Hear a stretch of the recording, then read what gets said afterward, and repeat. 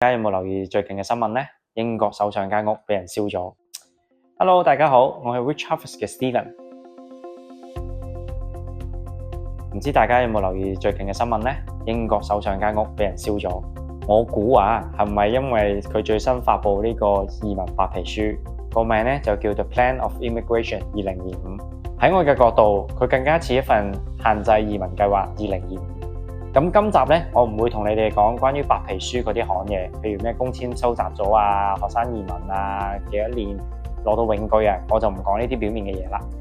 我會喺呢個房市嘅角度同你哋解釋，究竟呢個白皮書會喺房市帶嚟咩連鎖效應。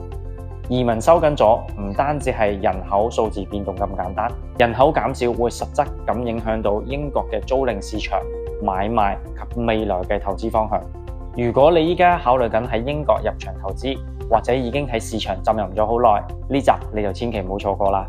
咁白皮書佢哋提到嘅政策呢，並唔係重點收緊某一條移民政策，佢哋主要嘅大方向呢，係想未來 cut 咗30萬人移民到嚟英國。咁點解要咁樣做呢？連我都好匪夷所思。回顧翻過去10年嘅英國樓市，有兩個幕後推手嘅。第一點就係持續不斷嘅人口流入。咁第二點咧就係房屋供應追唔上需求。咁當人口唔再增長得咁快嘅時候，英國樓市嘅引擎會開始鬆動。但唔好誤會，唔係全英國都會受到影響嘅喎。要了解呢個人口嘅重要性咧，我哋要先了解英國呢個國家。咁英國呢個國家嘅人口咧，佢哋嘅消費觀念係好奇怪。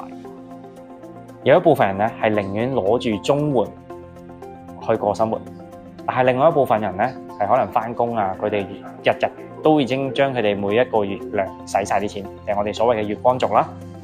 咁只有好少一部分嘅人咧，佢哋會考慮去投資房產。上一次英國最大嘅移民爆發潮咧，就係 BNO 啦。香港人嚟嘅時候咧，的確係推動到呢個房產有一個極速嘅增長，尤其是佢接住喺 Covid 之後。咁我哋留意翻上一波移民爆發潮啦 ，BNO 時期，好多人咧就喺香港移民到過嚟。大力咁推動咗英國嘅房產市場。點解呢？香港人覺得英國樓平啊嘛。之前呢，香港可能1000萬一房咁嘅單位，嚟到呢度話佢去買3、4套喎。好多人都話，我自己住一套，買幾套嚟收租啦，做包租婆包租公。嗰陣時呢，平均房價呢，就算喺最差嘅 Birmingham 城市呢，都俾人推動咗大概增長50K 到80K。倫敦嘅就唔使講啦，100K 到200K 以上啦。曼城嘅100K 左右。咁啲英國開發商食到啲海外人甜頭嘅時候，而家就話我要起，我要瘋狂咁起。咁2023、2024、2025咧，咁呢啲開發商咧就應照咗政府嘅要求啦，就話我一定要起多啲房去追翻個需求，就係話而家人太多啊嘛，我唔夠，佢要起，係咁起。但係問題係啲開發商起嘅係咩樓咧？係豪宅，係啲3、400K 一房嘅單位。究竟係咪本地人可以幫忙埋單呢？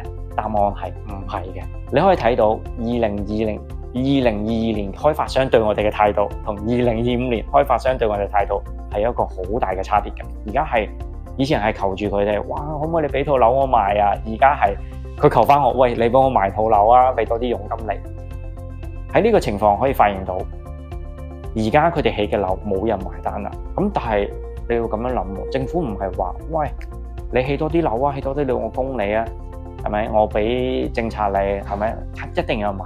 但係問題政府忽略咗一件事，買得起而家開發商起嗰啲樓嘅人係外國人。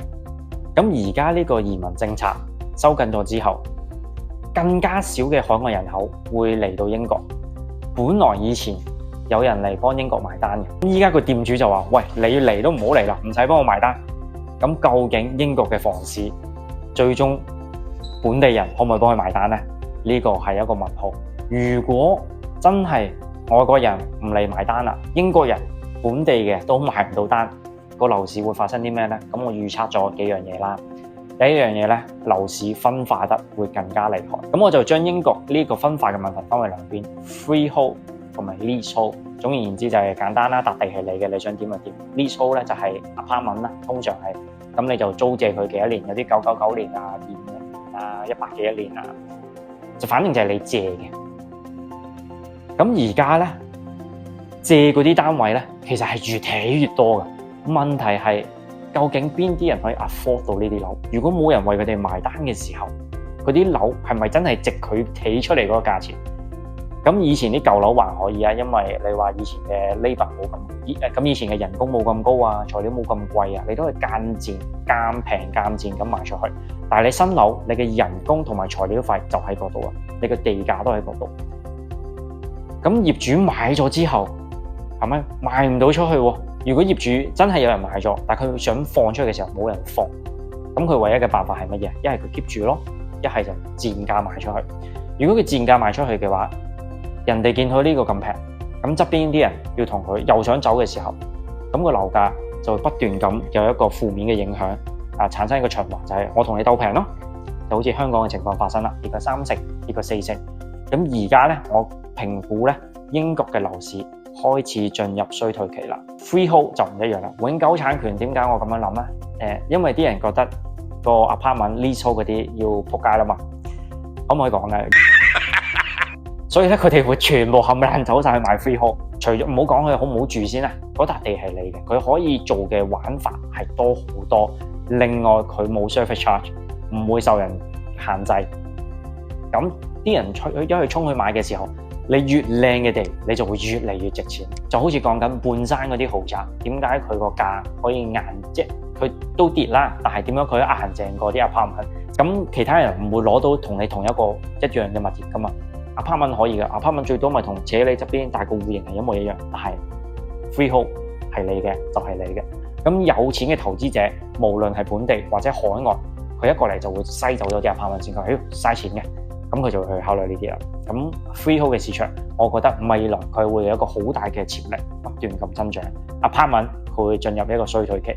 咁好多人都聯絡我，喂 Stephen， 我想買房喎。咁連我管理緊自己嗰啲業主都話，喂 Stephen， 你幫我買咗間房啦，我想平價出。咁咧我都話俾佢哋，咁我都要同佢哋講嘅，你平價出呢件可能性咧係難嘅，嗰個市場已經進入咗衰退期，你已經走唔甩㗎啦，你已經俾個漩渦吸住咗。一係你就劈價，係咪？你劈幾多？你甘唔甘心輸先？如果你唔甘心輸嘅時候，你要考慮你還唔還得起你嘅貸款啊？或者係話你現金嘅話，你呢一個回報率你 O 唔 OK？咁而家最安全嘅，梗係以前現金買嗰班人啦。佢可以抌喺嗰度，我收住租金先咯。最大件事嘅就係話，只要個 service charge 唔好咁過分嘅就 OK。但係問題你諗喎，而家呢個經濟開始衰退嘅時候，係咪所有inflation 好高？你 service charge 肯定會 inflation 㗎。有啲以前比較舊嘅樓，佢就係租得嗰800-900磅㗎啦，但係個 service charge 就食咗你一半，1年4000，佢已經食咗呢半租金啦。你交埋管理費agent 嗰啲 fee 啊。可能你最尾得返2-3千磅落到去1年，咁你 O 唔 OK 先？如果唔 OK 嘅話，未來你要考慮做嘅嘢就係你可唔可以捱得過呢個經濟週期？喺租賃方面，如果你已經係入咗場嘅香港業主，並且你5年之內都係靠海外留學生嚟收取租金嘅話，你呢個要開始小心啦。點解呢？因為我哋預計未來嘅海外留學生會大大嘅減少。唔好講政策先啦，就係講而家畢咗業，你揾唔揾到工呢樣嘢先。以前嘅旺季啊，學生旺季係6到9月，依家可能得7到9月。